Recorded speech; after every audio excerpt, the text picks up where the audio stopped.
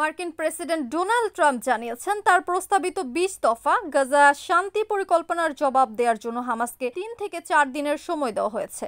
তিনি হুঁশিয়ারি দিয়ে বলেছেন, এ প্রস্তাব প্রত্যাখ্যান করলে হামাসকে গুরুতর পরিণতির মুখোমুখি হতে হবে। মঙ্গলবার সাংবাদিকদের এক প্রশ্নের জবাবে ট্রাম্প বলেন, আমরা ৩ থেকে ৪ দিন সময় দিচ্ছি, তারপর দেখা যাবে কি হয়।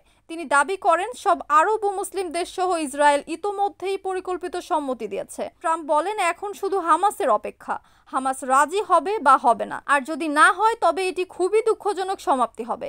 এর একদিন আগে সোমবার হোয়াইট হাউসে ইসরায়েলি প্রধানমন্ত্রী বেনিয়ামিন নেতানিয়াহুকে পাশে নিয়ে ট্রাম্প এ পরিকল্পনা ঘোষণা করেন। পরিকল্পনার মূল প্রস্তাবগুলো হলো সব ইসরায়েলি বন্দীকে মুক্তির বিনিময়ে বহু ফিলিস্তিনি বন্দীর মুক্তি, হামাসের সম্পূর্ণ নিরস্ত্রীকরণ, ধাপে ধাপে ইসরায়েলি সেনাদের গাজা থেকে প্রত্যাহার, একটি কারিগরি ও অরাজনৈতিক ফিলিস্তিনি কমিটি গঠন যারা গাজা পরিচালনা করবে। জাতিসংঘের হিসাব অনুযায়ী অক্টোবর ২০২৩ থেকে ইসরায়েলি অভিযানে গাজায় এখন পর্যন্ত ৬৬,০০০-এর বেশি ফিলিস্তিনি নিহত হয়েছেন, যাদের অধিকাংশই নারী ও শিশু। টানা হামলায় গাজা কার্যত বসবাসের অযোগ্য হয়ে পড়েছে, দেখা দিয়েছে দুর্ভিক্ষ ও নানা ধরনের রোগ ব্যাধি।